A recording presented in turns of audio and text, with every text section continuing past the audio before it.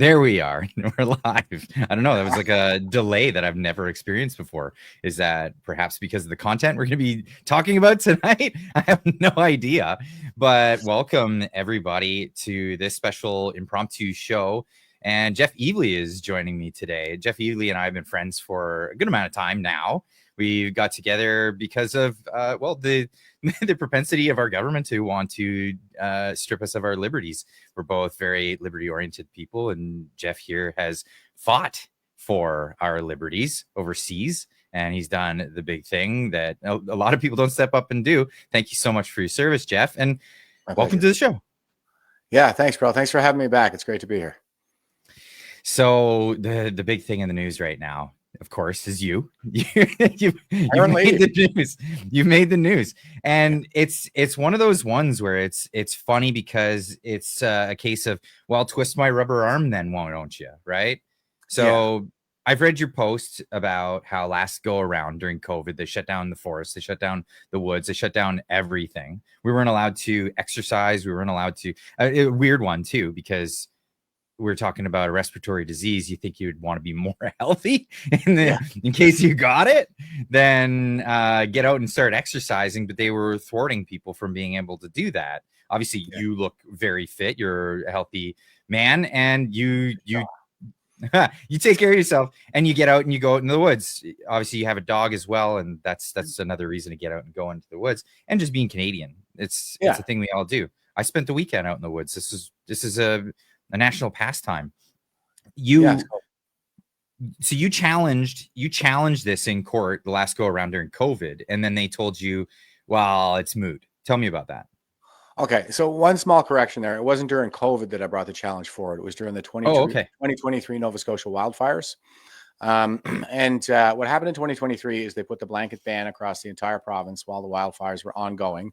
I live on Cape Breton Island. There were no active fires on the island at that time. So I thought that was an overreach at that time. I submitted an application for judicial review to the courts, standing on my charter rights. And when I went in for the hearing, first of all, the Crown was arguing it should be dismissed on mootness because the ban had been lifted by the time it got to court. And I was like, no, they're going to do it again. I was right. They also tried to have it dismissed on standing. Now, ultimately, the judge did dismiss it on standing, and he basically said that I could not stand on my rights alone. There had to be money involved. So had I had a business in the woods or had I gotten fined, then I would have had standing in the courts. So when they came in with the blanket ban again this time, I knew what I had to do. I knew that I had to go and take the fine just to get a legal determination as to whether or not it's legal to hike in Canada. Which is crazy to me because you'd think, well, you were essentially verboten from going. You're told you can't go into the woods, and trying to be an upstanding citizen. Well, I'm not going to break the rule, but I'll challenge the rule and not break it at the time. The only recourse you had was to break it at the time, and then you were told, forget it. There's no recourse. You can't challenge it. Am I right in that? Yeah. They basically said that there was no way I could get it in there, without exposing myself to this risk of what is a $28,872.50 fine, and $72.50 fine at the end of the day. Because they advertised this $25,000, and then you add taxes, court fees, and a victim charge on top of that. Who's the victim? Well, I am clearly. So. I guess the court's going to be holding some money for me so they can compensate me at a later date for everything that they put me through here. I still tried to go about it about as cordially as I could. I think a lot of people have seen the video by now. So first of all, when they first brought the ban in, they had a bunch of trails in the park where I walk my dog every morning taped off. Now, this is absolutely ridiculous. Like these trails are packed gravel, like they're not going to catch fire. And my sneakers are not a fire hazard. That's a very important point. So I started out like when I saw the tape and I got to the park, I was actually pissed. And I was just like, I can't believe that they're doing this again. And now this time I'm going to have to take a fine. So I just kind of fired up my camera by the tape there and just started going, okay, I just want to show everybody, this area is taped off. Yeah, this is the one. That's it. I'm not playing the volume, but yeah, you're saying like this is the woods, and then you're going to other areas that look like wooded areas nonetheless, and you're saying these are not the woods. This is not the woods. This is really this arbitrary thing that we're seeing throughout Canada, and in my estimate, I think it's the arbitrary nature that is the goal here. The whole thing is to get people to second guess themselves, and they can't really make a logical basis on why they're not allowed to do this, why they're not allowed to do that. And it just becomes this demoralization throughout society. I mean, then they further went and said that like Native groups are allowed to go in the woods and have their big events that they have planned, as if like Native people don't catch fire with their sneakers as they walk in the woods. Moccasins. I guess they're not. And this is a thing that I brought up yesterday with Marty, because Marty's a wilderness guy. He's a mountaineer. He's a hiker, avid hiker. He goes on. He'll miss the show certain weeks because he's out for 10 days with a backpack, and that's it, right? Wow. And this is a thing that a lot of people miss about going out in the woods. Get out there. Go try this. Go out there without a lighter, without a way of starting a fire, and get yourself in a situation where you need a fire. You're going to have a hell of a time trying to get one going. Believe me.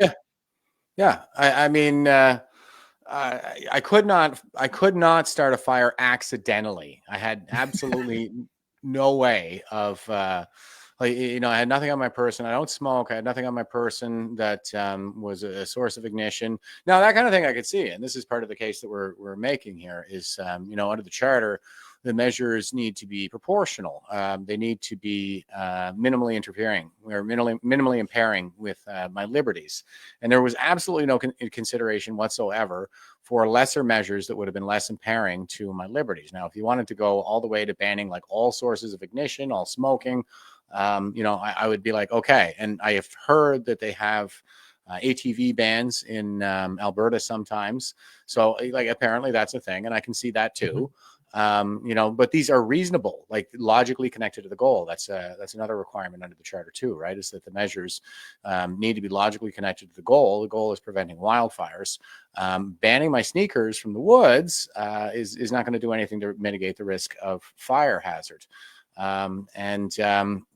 So I think we have like a really solid case.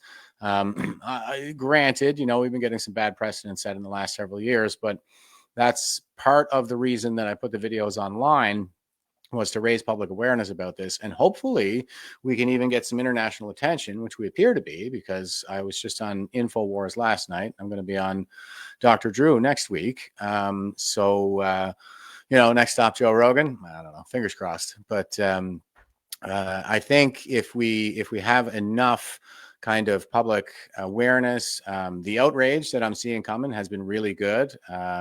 Mainstream media is going to mainstream media. Globalist news is probably the worst offender, but for the most part, they've actually been pretty good. I mean, not as egregious of offenders as they usually are. And it's mostly like framing and not so much the smears, but we're in the mainstream news. There's this outcry now over this that I'm pretty surprised at. Quite frankly, I wasn't expecting this kind of response at all. And now the Americans are starting to take note at a time when you have congressmen and senators who are complaining about smoke entering the United States from Canadian wildfires because they've been so utterly mismanaged. And I think that is the word, really. That's kind of the word of the day, is mismanagement. Because you were talking about, the arbitrarity of it all. And I think it was Christopher Hitchens who said that the arbitrarity and caprice are central to the essence of totalitarianism. And that's correct. Yeah. As we can see, that is what we're living under.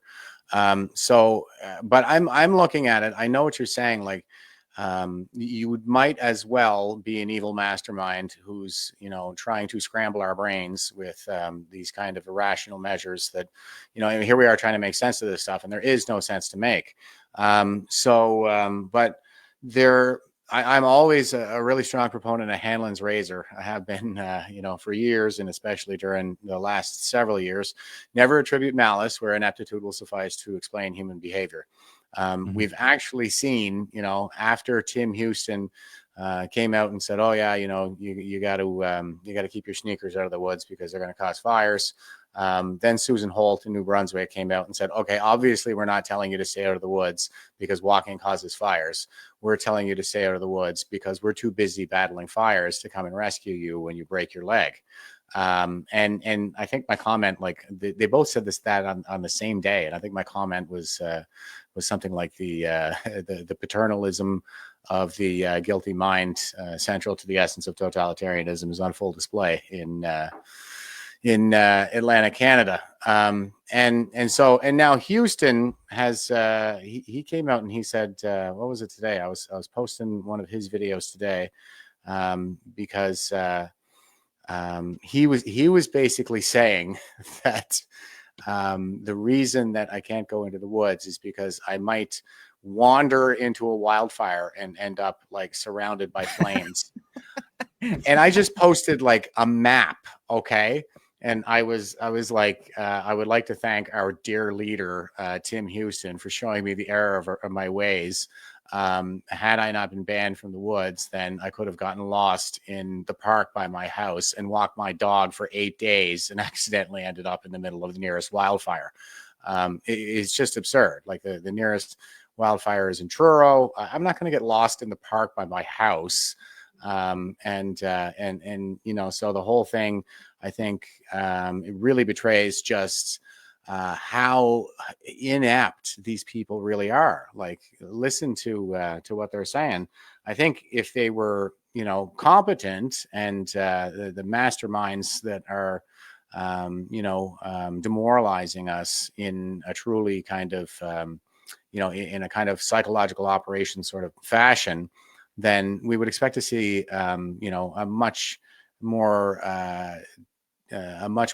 tight and well-oiled machine than we have so far. These people are making fools of themselves. Well, the question it becomes a case of not how can you justify this, because that's what they're doing. It's a shifting goalpost, just like we saw during COVID. It was this is to save your granny, and you need to get a vaccine. But if you get a vaccine, then we're all good. But if wait a second, hold on. Then if you got the vaccines, then even the unvaccinated would be good under that same logic. But no, it was a shifting goalpost. We've got that now. But the question isn't how are you justifying this? The question should be, do you have the right to limit people's liberties?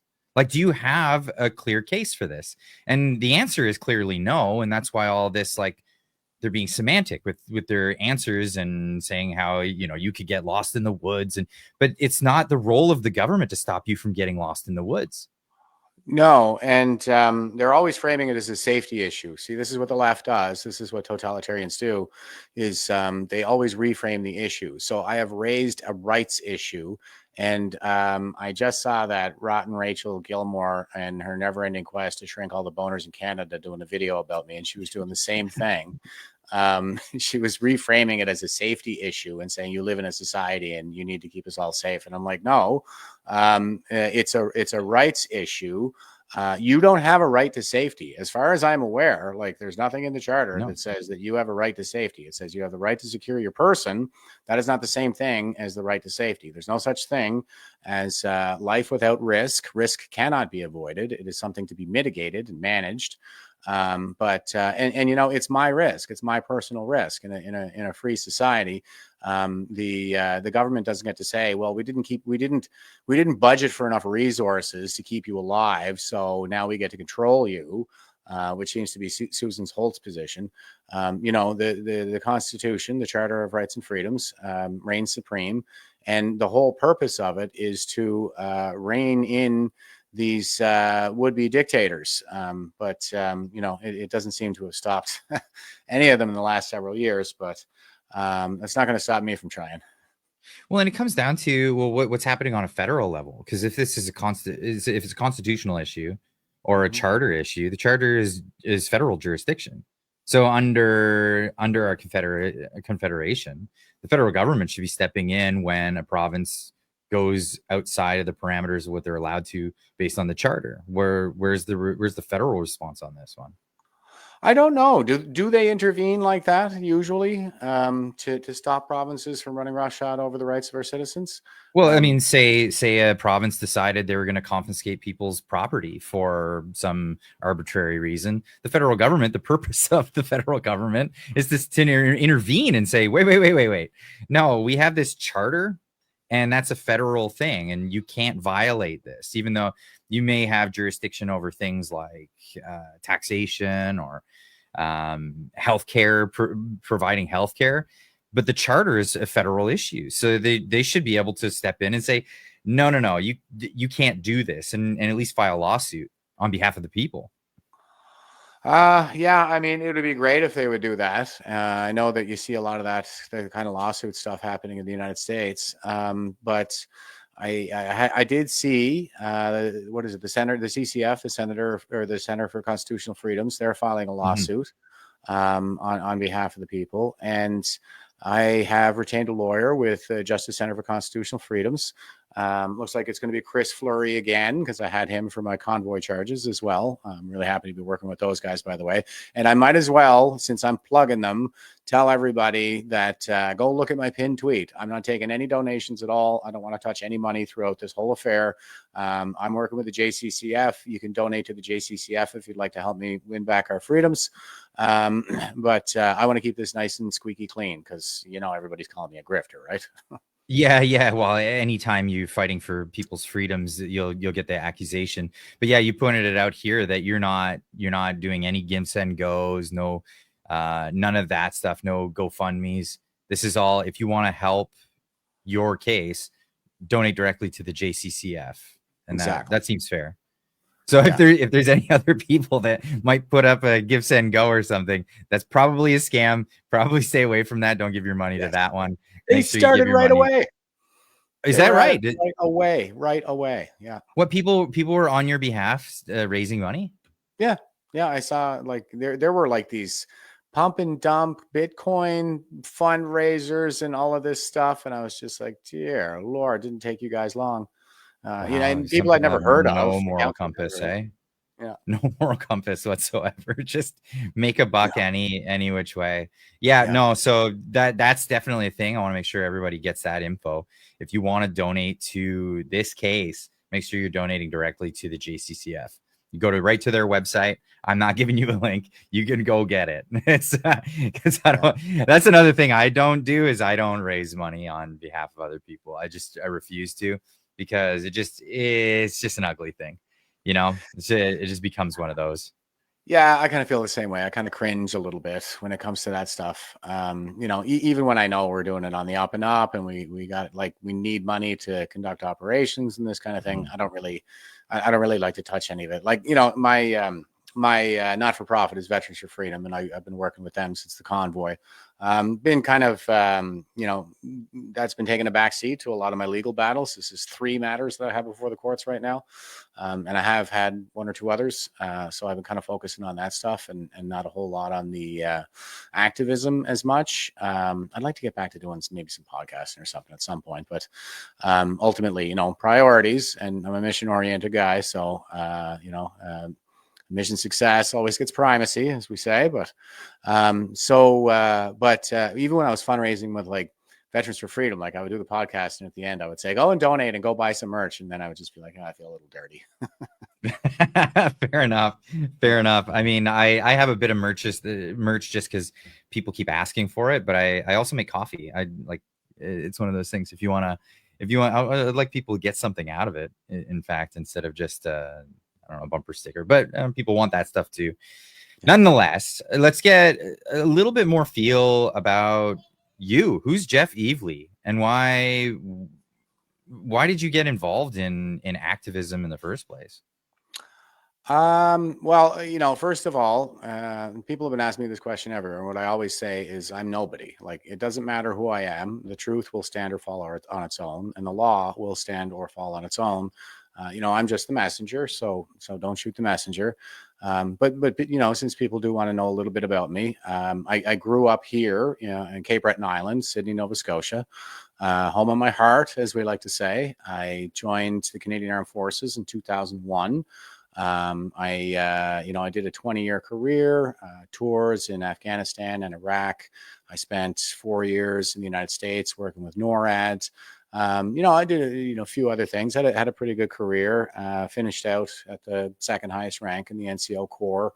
Couldn't really complain in terms of progression, that kind of thing. But I was medically released in September of 2021. And I can remember kind of leading up to my release, a lot of the thinking that I was doing at the time, I was really looking hard at Florida, because I had spent my 4 years down in the U.S. at Tyndall Air Force Base in Panama City, Florida. Sorry, Panama City. I was thinking, like, man, I think I kind of had enough. I was just like, I've had enough of the military. I've kind of had enough of this country. I think I just want to get out of here, maybe go chase after my old girlfriend down in Florida, and it'll be a good time. Be a great place for, a guy like me to retire. But I saw the way that things were going in the lead up to the 2021 election, and I was like, we're in a lot of trouble. So I can't leave. I've been singing "We Stand on Guard for Thee" my entire life, and I actually swore an oath to defend Canadians from all threats, foreign and domestic. And we were under threat. It was very clear to me. So, I decided to take my retirement posting back here to Cape Breton Island to dig my boots into the land that I love and make my final stand. And when I got here, I took possession of my retirement home on 1 November 2021. That was the same day that vaccine passports came into effect. Thank you, Tim Houston. After getting elected on a promise to never do that, he imposed the vaccine. He actually promised not to do that. He said, we're never going to do vaccine passports or vaccine mandates, and then he did both. Wow. I was like cut out of my society. I couldn't do any of the things that I really needed to do, like go to the gym, go to the Legion. I actually bought my house crawling distance away from the local Legion, thinking I was going to be best retired veteran you'd ever seen, and turn that institution around. And then, here I was home alone, drinking alone with my firearms there while I was locked out of society. And I said, this is wrong. I thought to myself, I should be down at the Legion getting my social support. And so I went down and made an attempt to get served, and they refused. And kind of like really, really dismissive. Just the whole thing was so gross, and I just let them have it. Like, I was in a bad way. I had some booze at the beginning and stuff like that, so it could have gotten really ugly. But anyway, I walked out of there on my own steam. Those guys, a bunch of cowards anyway. They weren't even vets. I was doing that. I was like, where'd you serve? But none of them did. Wow. Yeah, they're just barflies, right? I gave them a real hard piece of my mind, but in the end, I ended up kind of walking out. And then the next day, I ordered one of their hats. You're probably familiar with it. It was the red hat that I wore to the convoy. It says "Lest We Forget," and I crossed out the "lest" with a black permanent markers, because that's how I feel. Like, we forget. We forget that so many Canadians paid the ultimate sacrifice for these freedoms that our current political and institution leadership are wiping their asses with. It's, I think, an egregious affront to veteran dignity and to human dignity more broadly. So I put on my hat, and I just, put some pins in from different things I did in my service, like Afghanistan, Iraq, NORAD, Nijmegen. That's another, that's 4 days of rucksack marching that I did in the Netherlands in 2016. Pretty big event, 1 million people there. But I put a bunch of pins in, and I went out just defying the mask mandates, shopping around maskless and stuff like that. And I ended up getting arrested a couple of times. I was charged with obstructing for the first one, and I got the $2,600 fine under the Health Protection Act for the second one. I was refused service at multiple other locations, but not arrested. So I submitted human rights complaints for every time I was refused service. So I was just doing that. I kind of felt all alone, and I didn't really know much about any freedom movement, because I had been off Facebook and social media since January 6th, because it was pretty clear to me that they were hunting down all the right wingers. And I just wanted to kind of, take cover until I could, finish out my career. And so then when I heard the trucker convoy was firing up in January 2022, I was like, I know where I got to be. So I booked her out to Ottawa there. I met all the other veterans at the War Monument. That was when Jim Watson, used the body of the unknown soldier as a prop to smear his political opponents by fencing off the monument and telling national news that people were peeing on it or something. Obviously, a bunch of nonsense. So the veterans took down the fence, and the police were like, "How are we supposed to keep patriots from peeing on the monument now?" So we said, we'd do a sentry duty, and we put somebody on there to stand on guard for the 24/7. I was the guy who ran the shift schedule. And I was there holding the line on February 18th when they came in to kick the shit out of us. And they did that to Chris Deering, one of my veteran bros there right in front of us, even after he spent about an hour, giving these impassioned speeches about his experience in Afghanistan, getting blown up in his light armored vehicle and, spending years in recovery. Very harrowing stuff. And they just stomped the hell out of them right in front of me. I think they were trying to start a riot, quite frankly. I got arrested on the 19th. The next day, I was on my way in for my shift schedule. I had the 4 a.m. shift because I was, the scheduler, so I ended up with the crappy one.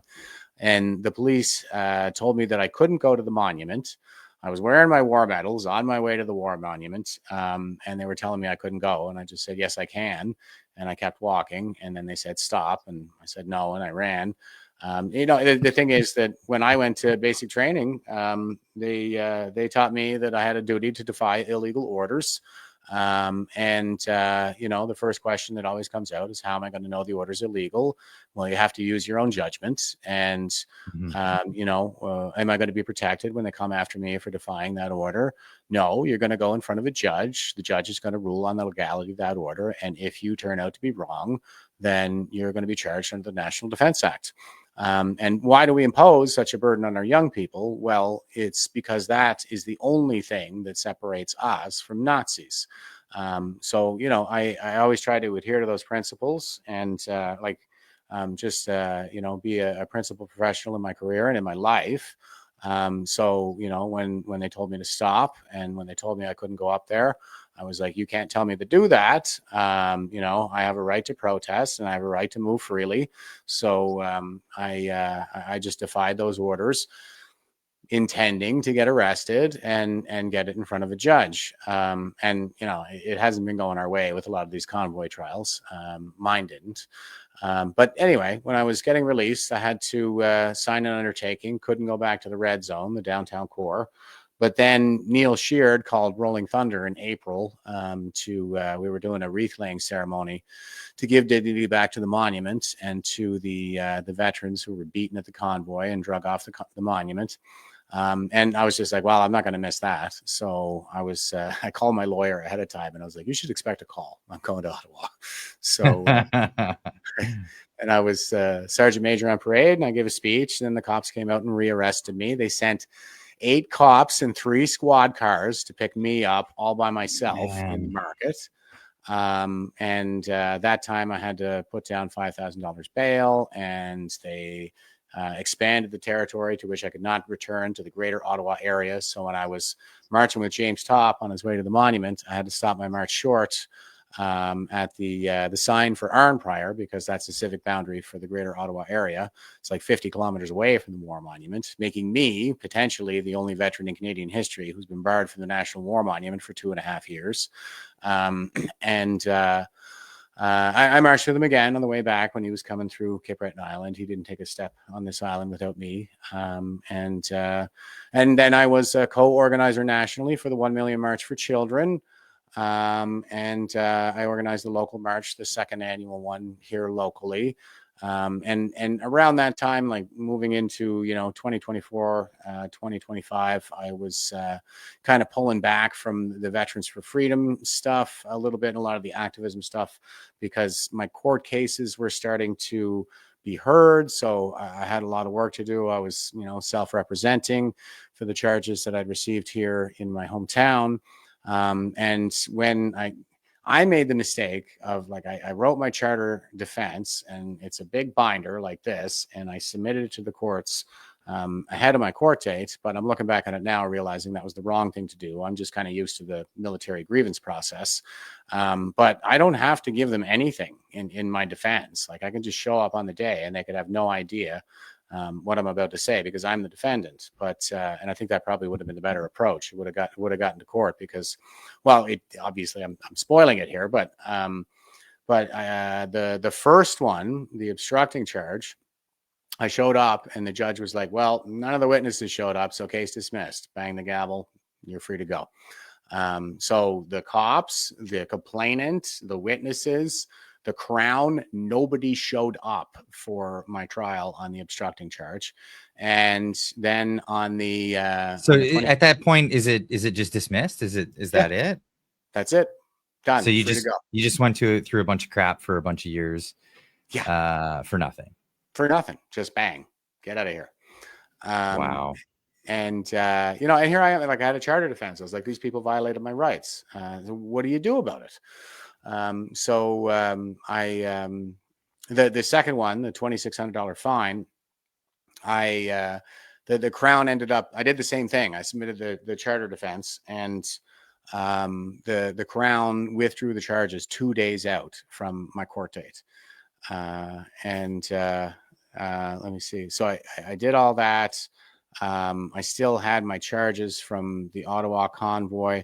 They got pushed way back because my first lawyer, she had a trial that ran long. It was like a murder trial, but it ran long. So she asked if she could ask to reschedule.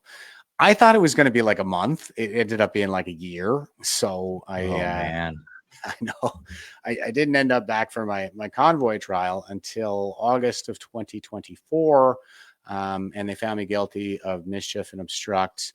The one for Rolling Thunder was a breach of my conditions. I pled guilty to that because I was just like, yeah, I knew what I was doing. But we applied. We tried to appeal the guilty finding. The appeals court declined to hear it, and so now it looks like we're going to have to go to the Supreme Court. So hopefully have it heard. And now I'm doing this thing. In the woods. So. Did you get a sentencing for the mischief? Yeah, it was a year's probation, 50 hours community service, and I can't protest in Ottawa. I mean, well, first off, like that seems annoying, and that sounds like another constitutional challenge. You're not allowed to go to Ottawa and protest because of a mischief charge. Like, I think that should be thrown out. But then on top of that, gathering of more than 10 people. That's what it says. That's crazy. And then we're looking at like what Chris and Tamara are going through, right? Chris Barber, Tamara Leach. Yeah. They're looking at 8 and 7 years respectively. Yeah. And then Chris's truck is to be confiscated and destroyed as a symbolic measure of destroying like what it was, the convoy was. This is like, we're not talking about statesmen. We're talking about children in the positions of office.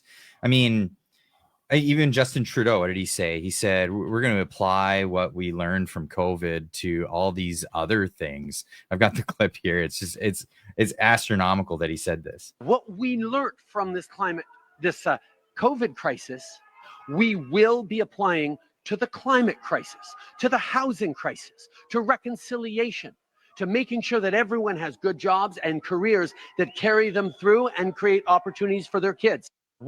This is the nanny state, man. Like, this is what we've been warned about from Frederick Hayek, all these other, brilliant minds throughout the 20th century and even beforehand. We've got these, I'm going to take care of you no matter if I have to kill you doing it, type tyrants. And you said it, tyrants. There's really no better word for it. No, absolutely not. And it is that kind of paternalism that we see everywhere. Like, this is, you don't like this now, but it's for your own good. I'm abusing you out of love. These kinds of narratives with Susan Holt and Tim Houston out here in Atlantic right now. The thing is, like, I saw that one from Newfoundland. I thought that was the most chilling press conference when they were announcing that they're going to up the fines for having a fire from $75,000 to $50,000. And there was, I think it was the Minister of Health, and she's just sitting there kind of calmly, well, I hope everyone will consider the impacts to their families if they end up with a $50,000 fine or have to go to jail for 6 months, and you'll consider that for your family because this is very serious. Blah, blah, blah. She's talking to us like we're freaking children. I'm like, who says that? Like that sounds like an Italian guy coming to your shop and saying, hey, lovely shop you got here. It'd be a real shame if it caught fire one day. We're taking donations for looking after the neighborhood. What do you think? Like, that's what I hear when I hear that. I know. Well, and that's what I think. I think it's kind of it's emblematic of the true nature of government. It really is just a socially licensed extortion and protection racket. And I'm not even sure they have the social license anymore, given all the election interference.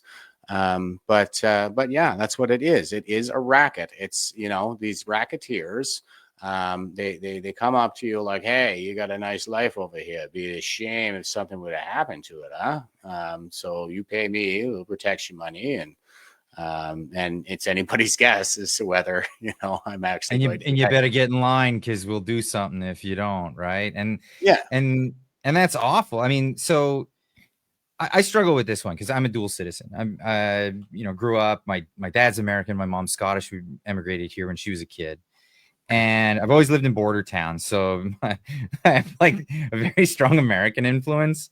But then I've always lived in Canada, or most of my life lived in Canada. And what is it like?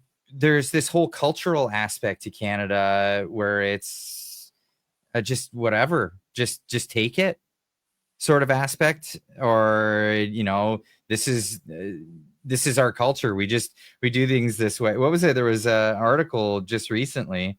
Yeah, here it is. It's the Globe and Mail wrote an article. Ryan Garrettson posting this one up here saying the people opposing Nova Scotia's ban on accessing the woods don't understand our culture. Is this our culture to just take it?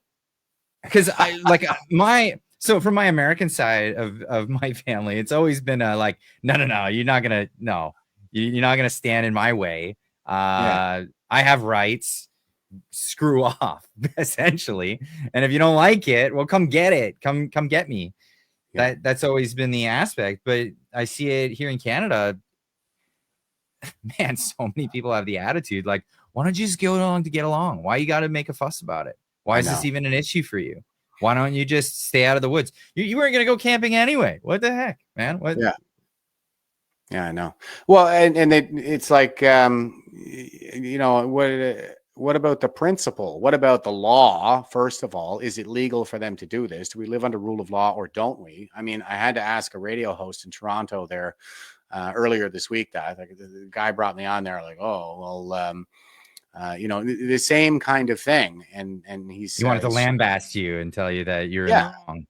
Yeah. And he was trying to insinuate that, I was just putting on a show to advance my political career. And here I am, standing on my veteran status to support my political position. I was like, what political position exactly? We either live under rule or we don't. Yeah, we live under rule of law or we don't. This is a matter of principle, not politics. I'm not out here like plugging myself as a PPC candidate or anything like that. And I haven't leaned into the PPC stuff at all. Ultimately, PPC is just another vassal for my mission success to save the country. Like, it's pretty tough to be loyal to a country or to a like a diehard. You got diehard liberals out there, but the liberals have been around forever. I don't know. You really have like super diehard PPCers or anything. So it's a little bit ridiculous to be making this kind of ideological argument, I think. It's an election cycle thing too. We're not in an election cycle, so why would anybody care? I know we just came out of it. It's a great question. But what you were saying there about why Canadian, like what is the difference with Canadians and Americans? I mean, there is a very different heritage there, where, you know, America was born out of the Revolution. So they do have that kind of legacy of the Revolution, a lot more, you know, don't tread on me. And they are the only thing standing in the way of global tyranny at this point. I think they realize that. So they take a lot of pride in it. And, you know, just having been born out of the Revolution, you can see that they sort of built up their system much differently than we did, especially with things like the First Amendment and Second Amendment. And you know, the Second Amendment is the legal framework by which free men, or by which the American or the United States is set up to be the last ditch on earth from which free men may one day stand against global tyranny. And I think they want it that way. You know, I think that their legacy and their culture is much different from ours in that regard. We have a lot more in common than most people, I think, would like to admit. Like, no two countries in the history of the world, I don't think, have ever had so much in common or been such close allies as Canada and the United States. But, you know, our legacy is not one of revolution. You know, we still live under the crown, and we basically got permission to be free from the Queen at some point. with strings attached, of course. Naturally. So I suppose there's not that kind of cultural appreciation for the idea that rights need to be asserted, you know, and that you know, the only thing necessary for evil to succeed in the world is for good men to do nothing. You know, I think we have a much more sleepy, kind of sheepish view of the world, where we tend to think that if we just leave everybody else alone, that they'll leave us alone. And that is not the case at all. Like, we are under constant attack. You know, totalitarians, you know, they will enslave you kind of 1 inch at a time. And what you see with a lot of Canadians is that reframing again, this kind of totalitarian mindset, where they're always reframing it like, oh, you can do this and you can do that, and you're just, you know, you're just complaining, but, you know, you should be keeping people safe. It's about safety. It's not about rights. It's about safety, and you need to do stuff for us. And it's like, no, you do you, and I'll do me. And Americans are much, I think, much more willing to say that kind of thing. Canada's, you know, further left than the United States. So more of the kind of collectivist socialist mindset, more so now, I think, than ever. Really, like, we're a liberal democracy, so we're set up a little bit more right wing legally than our culture would have us believe. But ultimately, I think culturally we're still more collectivist, a little bit more authoritarian. We're kind of used to having things top down. Just it's built, like, you know, with the Westminster system, that's you know, basically designed to be part of a kingdom. So there's a lot of that. But you know, I don't know, man. I think that part of the reason why we seem to be, like, just in the last several years, gone so god awfully totalitarian is because, like I said, like, totalitarians, you know, it's a very sinister thing that they do. They exploit your desire to be a good person in order to enslave you. So, you know, you put on your mask, or you're killing grandma, you stay out of the woods, or you're burning people's houses, right? So they're always framing it as in, if you're a bad person, if you don't, you know, let me boss you around. And it's a very kind of sinister thing that they do. And Canadians, like, we really pride ourselves in being some of the nicest people in the world, and having this international reputation for saying sorry too much. And so I think that kind of makes us vulnerable to this, like, basically ideological subversion, where, you know, totalitarians are coming at us all the time. Like, you're a nice person, aren't you? You're a good person. Well, if you're a good, nice person, then you're going to let me boss you around. And people go along with it, I'm afraid. And I just think it's a really, you know, kind of sick, sinister, twisted thing that they do, the way that they exploit our desire to be good people, you know, in order to crush us and bring us under the boot. I keep hoping that one day Canadians will snap out of it And I'm kind of like, I hate to say it, but the worse it gets, the more Canadians just kind of tend to go with it, like more and more. Like I thought there would be a line at some point, that there would be some sort of line in the sand, but like you said, it's just like inch by inch they're creeping it further, and it's like we're all the frogs in the boiling water. We're not realizing that it's boiling. Like this, it's crazy. And there's a lot of people that are, on the fence about it. What do I do? I can't, some people are leaving the country entirely, saying, forget it. I can't live here. I can't. And the more people leave, the worse off it gets, because then there's less people fighting for it. What's the end result? Where do you think it goes? Well, I do think that part of the agenda here is to drive us out, to make life here basically so unbearable that all the people who built this country and were born here leave. And then they'll just bring in cheap migrant labor and have an economic zone for China to pillage and launch hybrid warfare attacks into the United States. So that is part of the plan, I think, is to squeeze us out. And that's why I said, like, I came back and I said, I'm going to dig my boots into this land, make my final stand here. And I'm not, hard line. Like if it really came down to it and I had to beat a retreat and get down to the United States and start advocating for a full scale invasion to extirpate the Chinese from Canada or something like that, then I guess that's what I would end up doing. But, we need people to stay and fight. And we've been singing "We Stand on Guard for Thee" our entire lives. I think it was well appreciated when I was younger that these rights and these freedoms. I mean, these are the legacy of our fallen soldiers, and we're a nation who says, "Lest we forget." Not because we got to remind ourselves to get out there and get another funeral going for these guys once a year, but lest we forget what they stood for, and lest we forget that we all have a sacred civic duty to safeguard that inheritance for future generations. That's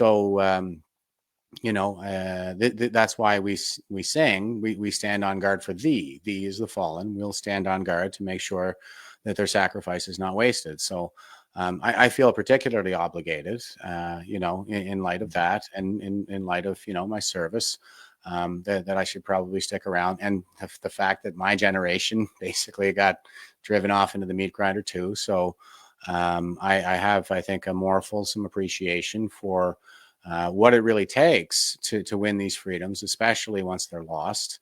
I saw an awful lot of young Canadians, loaded into the back of a military aircraft in a flag draped coffin while I was in Afghanistan. I'm not a combat veteran personally. I was an electronics specialist, but it was a very tense time while I was there. 2009, 2010, we lost a lot of people. So I went to all the ramp ceremonies, and I worked with the unmanned aerial vehicle detachment. So we would fly Overwatch for some of the units. Sometimes it was special forces. Sometimes it was infantry. Other times we were looking for IEDs. Other times we were doing signals intelligence and this kind of thing. But it was more than one occasion. I would have watched a Canadian soldier die at night and then gone to his ramp ceremony the next day. Again, I think that having had that experience, it gives me a much more fulsome appreciation for the fact that, we've lost enough ground already. Like if we don't keep this ground, it could be lost forever. Like there's just been too many who've already paid the ultimate sacrifice to give us these rights, to leave these rights and these freedoms for us. We can't. I just wouldn't be able to live with myself, I think, if I just took the easy way out. Yeah, there's so many Canadians now that are looking at the 51st state thing as an easy out. Like, why can't we just have America come and take us over, and then we'll be good? I'm pretty patriotic for the United States as well. I lived there for 4 years of my service. I think they're some of the greatest people who have ever lived. Like, no people in the history of the world have ever shed more of their own blood in lands that they didn't care about, for kids that they never met. And like I said, the only thing standing in the way of global tyranny Many people, I think, are buying into a lot of the propaganda of our adversaries that are always saying like it's America that's the warmonger. It's not. It's everybody else. They do everything they can to kind of suppress these.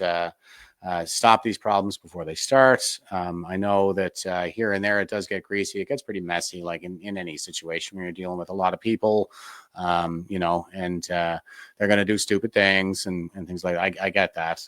So some of it is bad, but that's, I mean, compared to, what was it? Christopher Hitchens has another great quote here where he said, the conditions at Abu Ghraib prison improved dramatically under American occupation. So you're always better off with the Americans, right? It's a pretty low bar, but that's the thing. Well, I mean, look at what they were doing, the Iraqis, the Ba'athist regime to their own people in Abu Ghraib prison before the Americans got there. Yeah. I mean, what the Americans did in Abu Ghraib prison was child's play compared to that. So, and you deal with humans. Humans are messy. People are messy, and they get into some really weird headspaces, especially in a war zone. So those things are going to happen. But geez, I mean, nobody does it better, really, than the Americans do, or maybe the Israelis. But these are some of the most ethical militaries in the world, and they get the world's totalitarians hate them. So they smear and propagandize against them. And I think a lot of Canadians are buying into that anti-American propaganda. You can see with the Elbows Up campaign that a lot of Canadians have bought into that. And it just breaks my heart because I'm like, no, they're wonderful people. They're great people. I was treated really well while I was in the United States, probably better than I was treated in Canada. I would say objectively better than I was in Canada as a Canadian veteran. If Alberta wants to be the 51st state, like I wouldn't begrudge them that at all. I understand like they're in an abusive relationship with the Laurentian elites. And there's nothing wrong with cutting toxic people out of your lives. And it might end up being a great thing. Like what I'm patriotic for is the people, I'm interested. I'm patriotic for the Enlightenment. I'm patriotic for, building a brighter future for generations to come. Seeing how far we can take this thing, humanity, civilization, Mars, whatever. I'd love to see how far we can take it. Do what I can to advance that agenda, with the time that I have here. If becoming the 51st state is better for Albertans, if Albertans will be living better as the 51st state, then I'm all for it. I don't really see that as people start asking me, well, you got the flag on your hat and all this stuff. I've been on the shows and people have asked me this stuff, and I'm like, yeah, this is the flag that I always knew to be the Canadian flag when I was growing up. It's the one that I went to war under, and it's also the one that I was betrayed under. So. And it was never the case that the flag waving really piqued kind of like my patriotism. I think that's more like jingoism. This is a logo. It's a maple leaf. It doesn't really, it doesn't really mean anything. And so, well, if you look into the history, it was pushed by the Liberal Party. The red is because the Liberal Party. It was a branding thing to make that one political party stand out more than the rest in a particular country. It's kind of, the history's, and it's not that old. It's not that old. I think it's only from the 80s that it came about. The flag, I thought it was like 1967. I thought, or maybe no, the national anthem. I'm confusing the two. I think the anthem was in the 80s, and then the flag was in the 60s. But yeah, it was. What? Yeah, only in the 80s. Wow. I don't think I knew that. When the Canadian flag. Not as old as I look, I guess. Yeah, there you go. The flag of Canada. It'll tell you the date. 1965. And then the anthem. I think the anthem was only in the 80s. Wow. Well, and the flag, the maple leaf flag, like there was a lot of this, let's move away from the crown and kind of be our own thing. And now we're going back, making deals with the UK instead of the United States. It's like, are we North America? Are we Europe? Like, make up your minds. But I was I've kind of thought about this in the past too. It's I'm wrong. I'm totally wrong. So it became the de facto anthem in 1939. Oh, okay. Way out, way out. But so the flag isn't that old. The flag's since the 60s. Yeah. And the thing is, like, so the anthem came in 39, and the red ensign, for example, the red ensign, our previous flag. We went to World War I, World War II, and Korea under that flag, and then like 12 years after coming back from Korea, they switched the flag out and got this. I was like, that's the flag of my fallen forefathers, for crying out loud. The red ensign, that must have felt like kind of a betrayal for those guys. I wonder if it did. So ultimately, I guess, I can rant about the flag for a little bit longer, I guess, but really it's just a flag. It doesn't really carry much weight with me. It's really about the people and whether the people are doing well.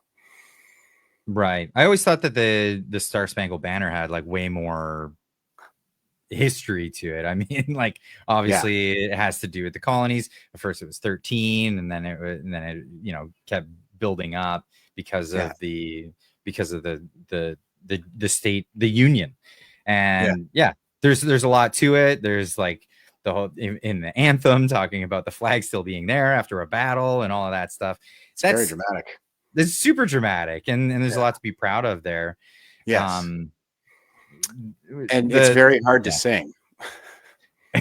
Why is it hard to sing? Oh, there's a lot of high notes in there with the Star Spangled Banner. It's not like "O Canada." Anybody can sing "O Canada," but you get somebody to sing the American anthem. Well, that's hard to do. It's easy to hide your off-key notes in the crowd, though. That's my strategy there. Yeah. just do it with everybody else, and then you'll never get called out. I wanted to do that. I can remember that was I ended up getting repatriated from the U.S. there on pretty short notice, but I was friends with one of the Americans. She would sing the national anthem. She got asked to sing the national anthem all the time at like all these different events. And anyway, she was a friend of mine, and I was like, listen, would you coach me to sing the American anthem? Like maybe someday that'd be cool if you get a Canadian out there to sing the American anthem. I like to play guitar and sing and do all kinds of musical things too. So we had jammed a couple of times and stuff like that. So she was like, yeah, we should do that. That'd be great. And then boom, I ended up getting repatriated. But I mean, I think that would have been a really patriotic thing to do, right? Like as a Canadian uniformed military member, maybe sing the American national anthem for my host country while I was posted down there. Clyde, it just kind of breaks my heart to see the way that everybody's going on about the Americans right now, because they've been nothing but wonderful to us. Absolutely. And I've been trying to springboard this by saying like, thank you, America, making thank you, America tweets. Maybe people will get it the wrong way because I'm American as well, but I think there should be way more appreciation for the fact that Canada has particular industries at all. In the first place, a lot of it's carryover because the American economy had done so well, and the American economy did so well only because of this experiment with liberty, this idea that people can go about and do the things as they chose without some tyrannical oversight committee on every aspect of their lives. Just go in your garage and you have this idea for tinkering with a new concept and you turn it into a business. It becomes a whole new industry. I mean, how many industries have come out of people's garages in America? And why is it that there are so many Canadians that end up leaving here because they have entrepreneurial spirits? Because the stifling of this nanny state. They go to the United States, they provide these amazing things, and then they get imported back into Canada as great products. And I think there should be way more appreciation. And instead of having I mean, what is it? Is it like being upset with how successful they are? If that's the case, let's see more mimicry. Let's see Canada going, hey, they're super successful. Why don't we do that, more of that? Wouldn't that be great? Yeah, no kidding. And a lot of our adversarial propaganda, especially like Marxism, I think really appeals to the human proclivity for the deadliest of all sins, which is envy. And that's what you see is kind of like all this envious resentment that with Canadians just seething, like booing their national anthem. They actually booed their wounded veterans at the Invictus Games. I was just like, this is sick. This is disgusting. Like I was just so disgusted with Canadians booing American wounded veterans at the Invictus Games. Like they're seeking rehabilitation through sport, through competition. And Canadians are out there booing them. I was just like, oh my God, I'm so disappointed. Like we got a lot of work to do as a country. We have a lot of work. We have a lot of work to do. And it's not that America is like every American is the best person in the world. We all know that there's dickheads all over the place and you're going to run into them all over. But the fact of the matter is, America has been much more of a beneficial thing for Canada than the other way around. And I think that there should be a little bit more appreciation there. I think Canada needs to grow up a little bit and get to that point. And again, maybe people look at me in the wrong light because I'm American and I'm saying that. But I really do believe that. I do believe that. Yeah, I mean, I don't disagree. I do think that, it seems like we have some maturation yet to go as a nation, I guess. I think that, Canadians have been stifled too, though. Like we've been stifled and propagandized. And like you were talking about, because we're kind of talking about how they, why Canadians are this way or that way. And I was just talking about how totalitarians will exploit our desire to be good people in order to manipulate us. And that's another kind of way that they frame the issue too, is they always frame the issue in terms of need. Why do you need to go into the woods? Why do you need to own a firearm?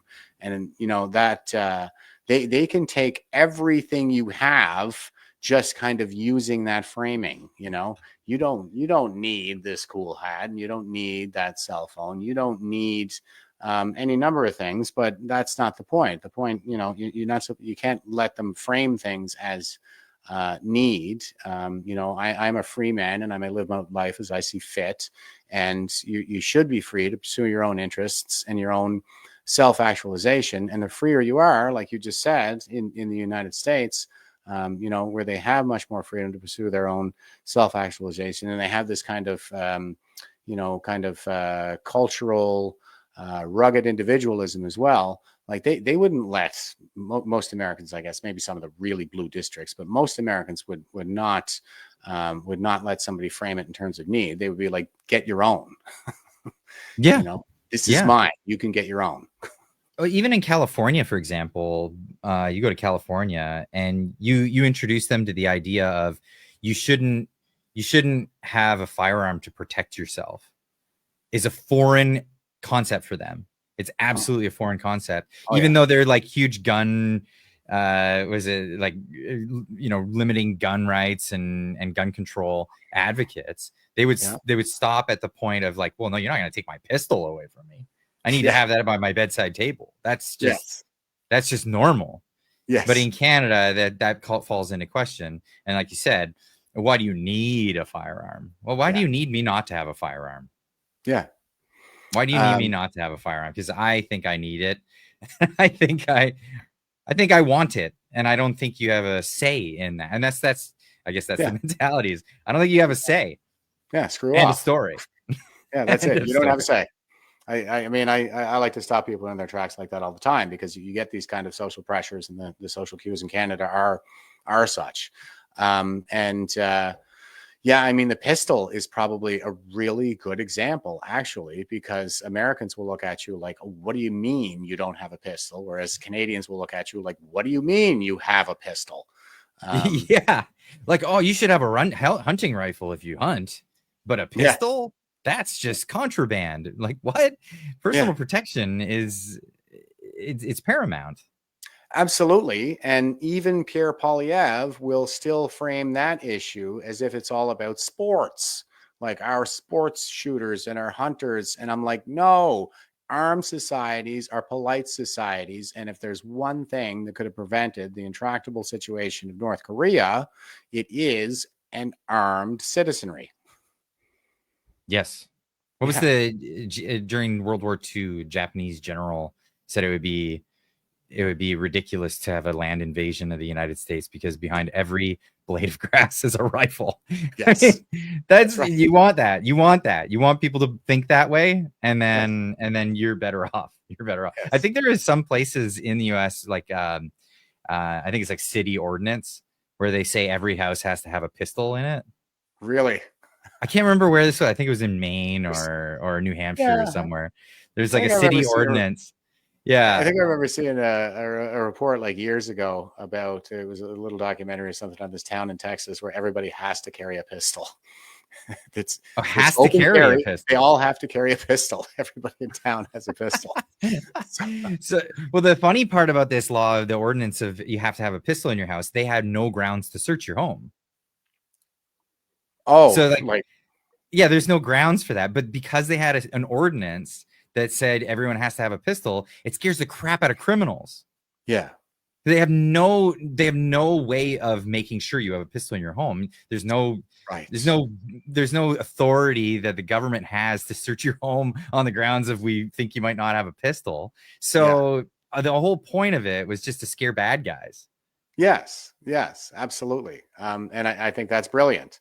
You know, with the state of affairs in Canada right now, depending on how you look at the statistics, we don't quite, you know, StatsCan is not a real statistics organization. So, you know, it's hard to do comparisons with what they have in the United States, but depending on how you count, the rate of violent crime in Canada is like 4 times that of the United States right now. It's insane. What, per capita? Yeah, per capita. Yeah, the rate. So it would be per capita. Yeah. So is that just violent crime, or is that violent crime with firearms? Or I think it's actually violent and property crime. Is if you count those two together, then it's like 4 times the rate in Canada that it is. Because I know if you take the United States, and because they always show the gun crime statistics, but if you got rid of framing. Yeah, right. That's framing again, right? Because they'll say gun crime, but what about violent crime, right? If you look at violent crime, stabbings and all of that stuff, if you include that in there, then it's a very different picture. If you compare the United States and the United Kingdom, it's a very different picture, because you won't see a lot of gun crime in the United Kingdom, but you know what you will see is a hell of a lot of knife crime. And that's what happens. They'll just kill you with something else. The criminals will just kill people with other things, right? Or the advent of, what is it, acid attacks? Like, this is a thing. I think that was imported from the Middle East, actually.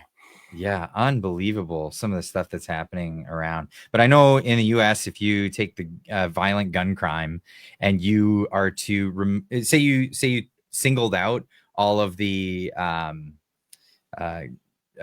gun control cities or gun control areas, and you separate that from the rest of America, like the gun control places are absolutely littered with gun crime, and all the other places are fairly low. Like, even in world standards, it's crazy. Yeah, like New York, LA, Chicago, Detroit, they're all hard left cities, and that's what really happened to Detroit as well. You know, I mean, it used to be, what do they call it? What's Detroit called? Motor City. Motor City, yes, it's Motor City. I grew up right there. I grew up in Windsor, right across the river. Yeah, and it was booming, you know, very prosperous. But then they started voting for a bunch of lefty stuff, and now it's a freaking hellhole. Yep, and a lot of the industry shipped on out of there, and that was it. And interestingly enough, in Windsor and southwestern Ontario maintained a lot of the automotive industry stuff.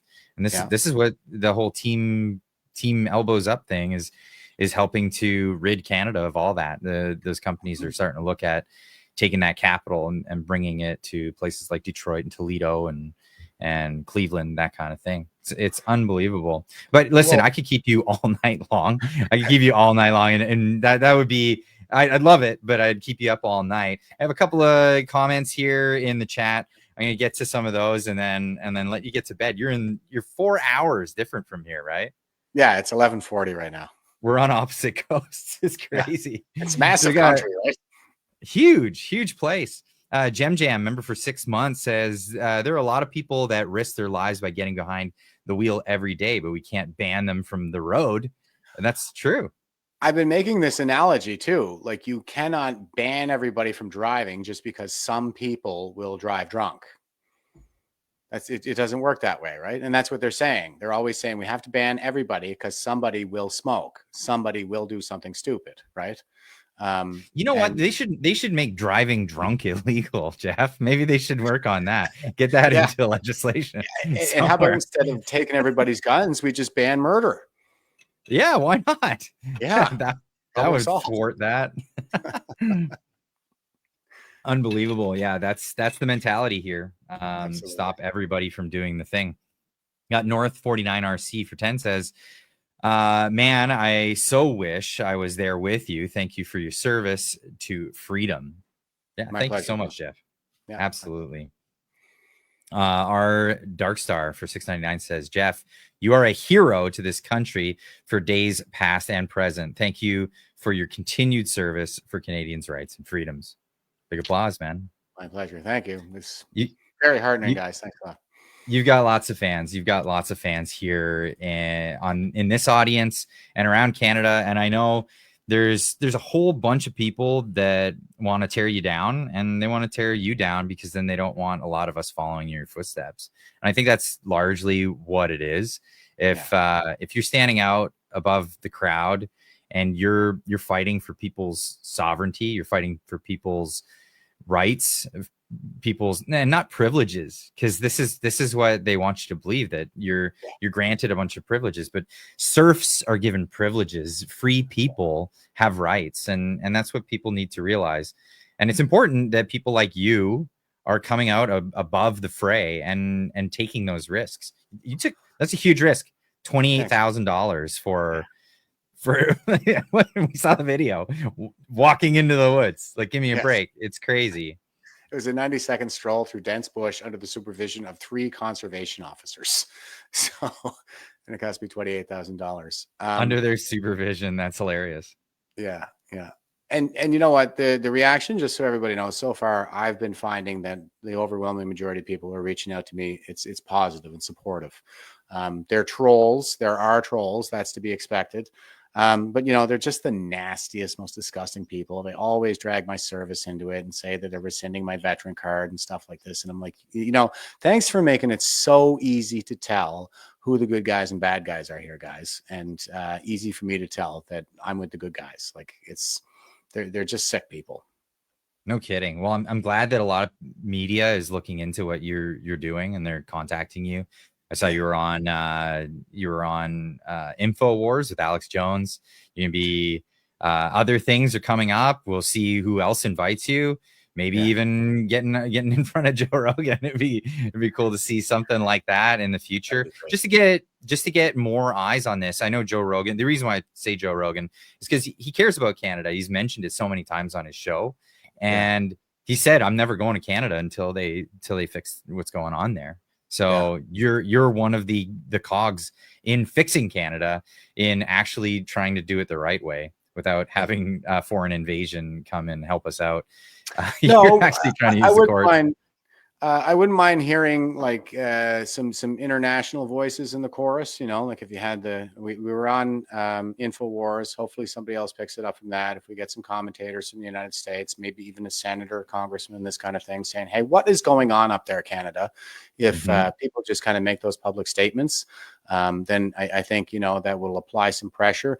And I'm not sure if I really explained this before, but part of the reason, there's basically 2 reasons. People ask me why I posted the video of me getting the ticket online, and there's basically 2 reasons. Number one is because I did want to set an example that hopefully others could use to engage in their own civil disobedience.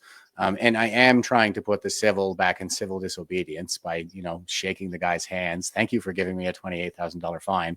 That was that was in the local paper. I was like, oh, I'm glad they covered it that way. They did a pretty good job, thanks to the Chronicle Herald, whose headline was if pedophiles have a right to loiter by playgrounds do Nova Scotians have a right to walk in the woods?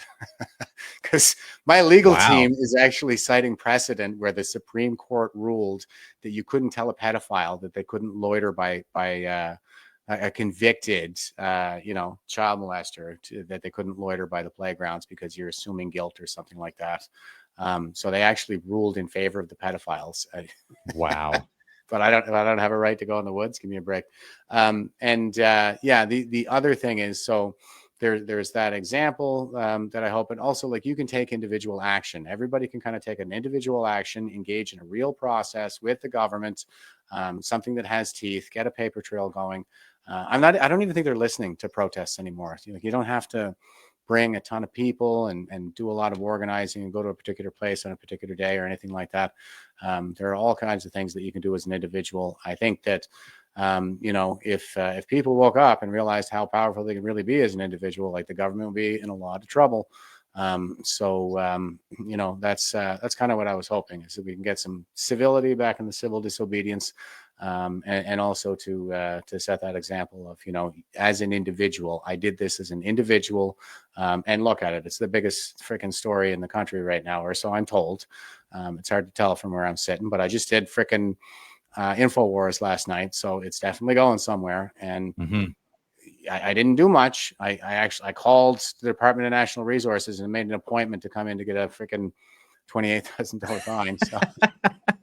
So the polite way of doing it. I did do that. Jeff Evely, thank you so much for joining. Stick around after this, but because I want to chat with you a bit more.